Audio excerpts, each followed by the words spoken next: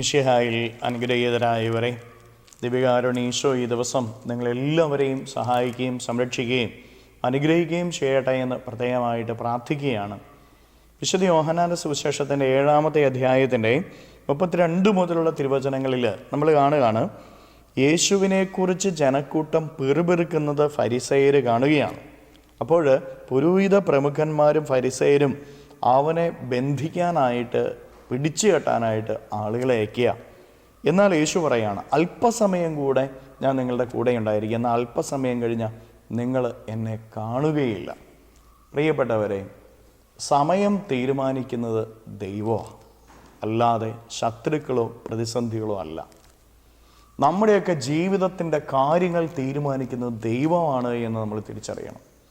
ദൈവത്തിന് നമ്മുടെയൊക്കെ ജീവിതങ്ങളെ നമ്മൾ കൊടുത്തിട്ടുണ്ട് എങ്കിൽ, ദൈവത്തോട് ചേർന്നാണ് നമ്മൾ ഓരോരുത്തരും ജീവിക്കുന്നത് എങ്കിൽ, പ്രാർത്ഥനയിൽ, വിശുദ്ധിയിൽ, ദൈവവചന അധിഷ്ഠിതമായൊരു ജീവിതമാണ് നീ നയിക്കുന്നത് എങ്കിൽ, നിൻ്റെ ജീവിതത്തിൻ്റെ കാര്യങ്ങൾ തീരുമാനിക്കുന്നത് ദൈവമാണ്. നിൻ്റെ ജീവിതത്തിൻ്റെ നിയന്ത്രണം നീ ദൈവത്തിന് കൊടുത്തിരിക്കുക. ആ നിയന്ത്രണം ദൈവം ഏറ്റെടുക്കും. പിന്നെ നമ്മൾ ഭയപ്പെടേണ്ട കാര്യമില്ല. പ്രാർത്ഥിക്കുന്ന വ്യക്തിയാണെങ്കിൽ, വിശുദ്ധിയിൽ ജീവിക്കുന്ന വ്യക്തിയാണെങ്കിൽ, വചനാധിഷ്ഠിതമായ ജീവിതം നയിക്കുന്ന വ്യക്തിയാണെങ്കിൽ, നിന്റെ ജീവിതത്തിൽ ഏത് പ്രതിസന്ധി കടന്നു വന്നു കഴിഞ്ഞാലും നീ ഭയപ്പെടേണ്ട കാര്യമില്ല, നിരാശപ്പെടേണ്ട കാര്യമില്ല, വേദനിക്കേണ്ട കാര്യമില്ല. കാരണം നിന്റെ ജീവിതത്തിൻ്റെ കാര്യങ്ങൾ ദൈവം തീരുമാനിച്ചുമുള്ളൂവെന്ന് ദൈവവചനം വ്യക്തമായിട്ട് നമ്മെ ഓരോരുത്തരെയും ഓർമ്മിപ്പിക്കുകയാണ്. കർത്താവ് തീരുമാനിക്കാതെ നിന്റെ ജീവിതത്തെ തൊടാൻ ഒരു ശക്തിക്കും സാധിക്കുകയില്ല. നിന്റെ ജീവിതം നശിക്കാൻ ദൈവം ആഗ്രഹിക്കുന്നുമില്ല. വീണ്ടും 37-ാമത്തെ തിരുവചനത്തിൽ നമ്മൾ വായിക്കുന്നുണ്ട്, ആർക്കെങ്കിലും ദാഹിക്കുന്നെങ്കിൽ അവൻ എൻ്റെ അടുക്കൽ വന്ന് കുടിക്കട്ടെ. പ്രിയപ്പെട്ടവരെ, നമ്മുടെയൊക്കെ ജീവിതങ്ങളിലെ ശൂന്യതയുണ്ട്. എന്തോ ഒരു കുറവ് എവിടെയൊക്കെയോ നമ്മൾക്ക് അനുഭവപ്പെടാറുണ്ട്. എന്തെല്ലാം ഈ ലോകത്തിൽ നിന്ന് നേടിയാലും എവിടെയൊക്കെ എത്തപ്പെട്ടാലും ഒരു ശൂന്യത നമ്മളിൽ അവശേഷിക്കുന്നുണ്ട്. ആ ശൂന്യത മാറ്റാൻ ദൈവത്തിന് മാത്രമേ സാധിക്കുകയുള്ളൂവെന്ന് നമ്മൾ ഓരോരുത്തരും തിരിച്ചറിയണം. ദൈവത്തെ കൂടാതെ നമുക്ക് ജീവിക്കാൻ പറ്റുകയില്ല. ദൈവത്തെ കൂടാതെയുള്ള ജീവിതങ്ങൾക്കൊക്കെ ഒരു ശൂന്യതയുടെ അനുഭവമുണ്ട് എന്ന് നമ്മൾ മറന്നു പോകരുത്. അതുകൊണ്ട് ദൈവത്തിൽ ആശ്രയിക്കാൻ, ദൈവത്തോട് ചേർന്ന് നിൽക്കാൻ നമുക്ക് ഓരോരുത്തർക്കും സാധിക്കണം. തുടർന്ന് ഈശോ പഠിപ്പിക്കുകയാണ്, ജീവജലത്തിൻ്റെ അരുവികൾ ഒഴുകുമെന്ന് പരിശുദ്ധാത്മാവിനെ കുറിച്ച് പഠിപ്പിക്കുകയാണ്.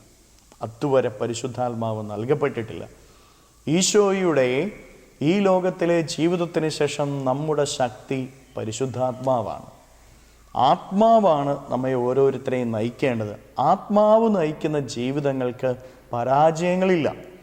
ആത്മാവ് നയിക്കുന്ന ജീവിതങ്ങളിൽ കുറവുകൾ ഉണ്ടാവുകയില്ല. ആത്മാവ് നയിക്കുന്ന ജീവിതങ്ങൾ പരാജയപ്പെടുകയില്ല. അതുകൊണ്ട് പരിശുദ്ധാത്മാവിനാൽ നയിക്കപ്പെടുന്ന ജീവിതങ്ങളായിട്ട് മാറാൻ നമുക്ക് പരിശ്രമിക്കാം. ആത്മാവെ എന്നെ അഭിഷേകം ചെയ്യണമേ എന്ന് പരിശുദ്ധാത്മാവിനോട് പ്രാർത്ഥിക്കാനാണ് നമുക്ക് സാധിക്കട്ടെ.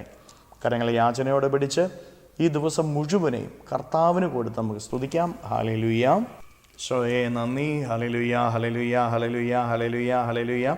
കർത്താവ് ഈശോയെ മക്കളെ ഓരോരുത്തരെയും സമർപ്പിക്കുന്ന ഇവരെ ഓരോരുത്തരെയും അനുഗ്രഹിക്കണമേ, ആശീർവദിക്കണമേ.